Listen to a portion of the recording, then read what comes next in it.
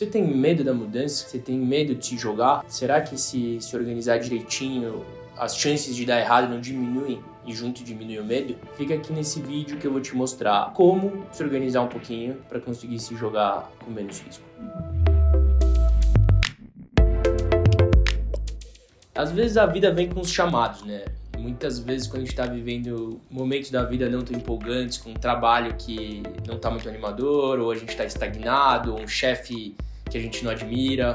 No caso dos freelancers, muitas vezes com clientes pentelhos, né? E aí vem um chamado, que é o diabinho, que às vezes é uma ideia, é um sonho, uma viagem, uma mudança de emprego, uma mudança de planos, de profissão. E às vezes abrir um negócio. No meu caso, o diabinho tem nome, foi o FIPA. O FIPA é meu sócio, era meu amigo, e um belo dia, em 2014, ele me chamou para empreender, para abrir um negócio focado em educação à distância. E aí veio o dilema da mudança para mim. Eu trabalhava num mercado super tradicional, onde eu era muito bem remunerado, eu fazia muito bem o que eu fazia, mas não tinha um alinhamento de valores naquilo que eu fazia. E quando o FIPA me chamou para trabalhar com ensino à distância, aquilo pegou muito fundo para mim por dois motivos. O primeiro é que eu sempre adorei aprender e eu sempre odiei com todas as minhas forças a faculdade e a escola. Eu lembro das minhas aulas de história, assim, que eu prestava atenção em tudo que estava acontecendo na aula, menos no professor. Não assimilava nada do que vinha da aula e aí chegava em casa e passava o dia assistindo History Channel, entendeu? Quer dizer, onde está o problema? Sou eu ou é o formato de ensino arcaico, né? Então, aquela possibilidade de trabalhar com educação fazia muito sentido para mim. E o segundo motivo é porque, como eu já falei em outros vídeos, assim, é muito importante eu associar o trabalho ao propósito, né? Eu tinha muita vontade de, sim, ganhar dinheiro, mas ao mesmo tempo fazer bem para as pessoas. E naquela época, não existia muitas empresas, né, com fins lucrativos, com core business social sustentável. Então, só tinha um jeito de eu criar uma empresa com esse teor, que era eu criar a minha. Então, empreender com educação foi o meu chamado, né? E o seu pode ser as mais diversas coisas, crescer na carreira, se tornar CEO, fazer uma viagem, tirar um sabático, mudar de profissão, virar atleta, ser terapeuta quântico, astronauta, sei lá, o que você quiser. E assim, responder a esses chamados é muito difícil, porque no final trata-se de uma escolha. Toda escolha tem uma renúncia. Quando você decide fazer algo, você está abrindo mão de algo. E aí, numa mudança tão drástica, né, um dilema de mudança tão profundo, a gente se depara com nossas vulnerabilidades, com sair da zona de conforto, com os nossos medos. E como eu falo sempre, né, na hora de olhar para os medos, eu tento encarar com uma dose de coragem e duas de pragmatismo. E olhando com pragmatismo, qual é a pior coisa que pode acontecer se você for em direção a esse chamado? Não tô falando pra ninguém ser responsável, pra chegar no trabalho amanhã, se demitir, xingar seu chefe, não é nada disso. É pra olhar com bastante organização e planejamento, né? Entender o que você precisa efetivamente para ir em direção aos seus sonhos. Se você conseguir mapear os custos inerentes a isso, quais que são os passos do caminho, quanto tempo leva, qual que é o risco máximo potencial. Ou seja, se planejar, se organizar direitinho, de verdade, qual que é o pior que pode acontecer? E assim, cada caso é um caso, né? No final, quem vai saber dizer é você. Mas eu já adianto que se você tiver um cenário no qual você consegue voltar depois, se tudo der errado, aí o seu risco é baixíssimo, quase nenhum.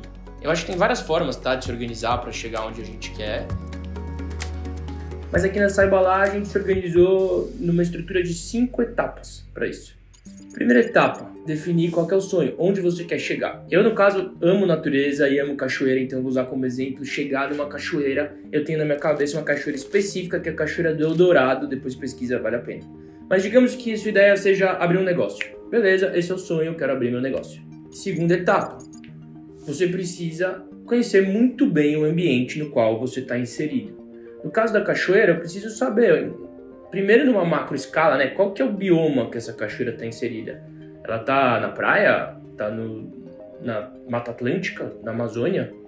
Tipo, isso faz bastante diferença, né, em como é que eu vou planejar meu caminho. E a partir do momento que eu entendo qual que é o bioma, eu preciso ir em questões mais específicas sobre esse ambiente. Então, se essa cachoeira, no caso da Cachoeira do Eldorado, é na floresta amazônica, eu preciso saber quais são os animais que eu posso encontrar, quais são os perigos, quais são os desafios. E a mesma coisa para abrir um negócio. Você tem que entender primeiro esse cenário macro de mundo que a gente está vivendo, esses tempos exponenciais que influenciam muito nas dinâmicas do dia a dia.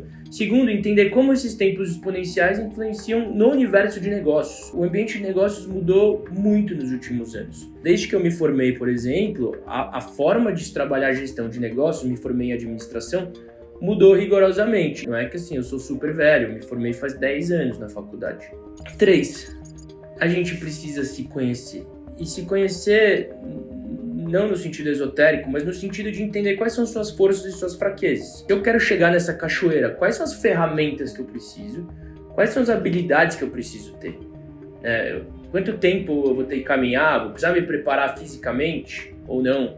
Eu vou precisar ir com uma bota? Vou precisar levar uma peixeira? Quais são as ferramentas que precisam estar comigo, né? E a mesma coisa no ambiente profissional, assim, a gente costuma pensar muito sobre as hard skills, né? Então, sei lá, eu quero trabalhar no mercado financeiro, então eu preciso aprender sobre finanças.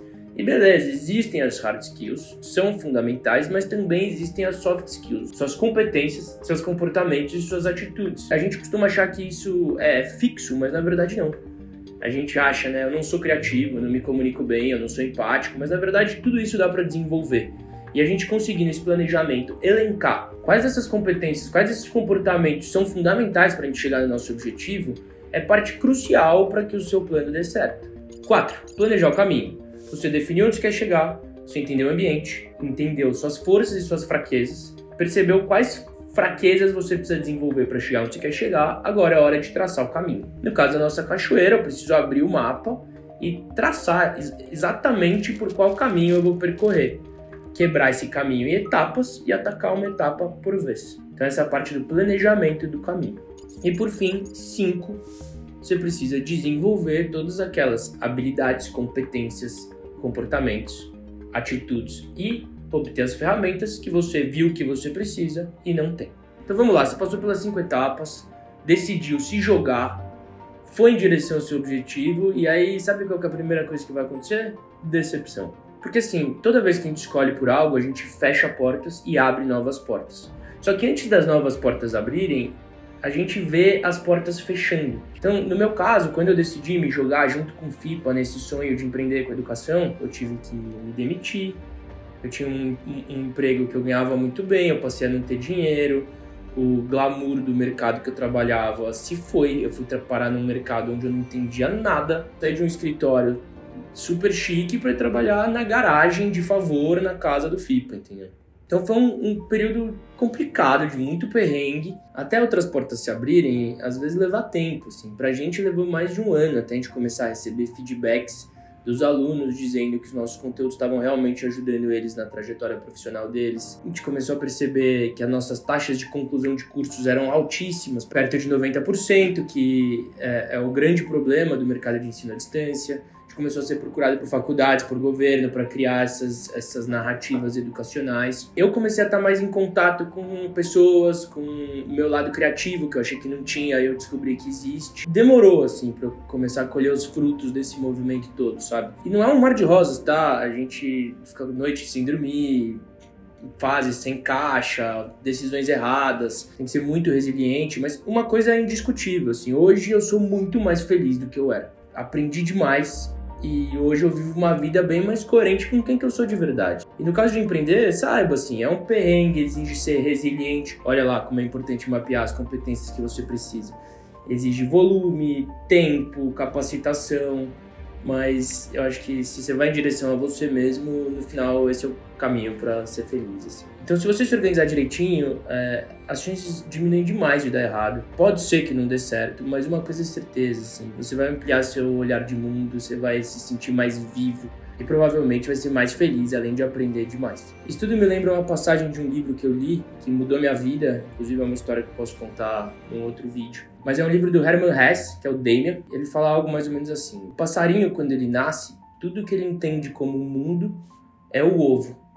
E em determinado momento, ele tem que destruir o seu mundo para voar e ver todo o mundo. Eu sou o Martim, e essa é a Saiba Lá.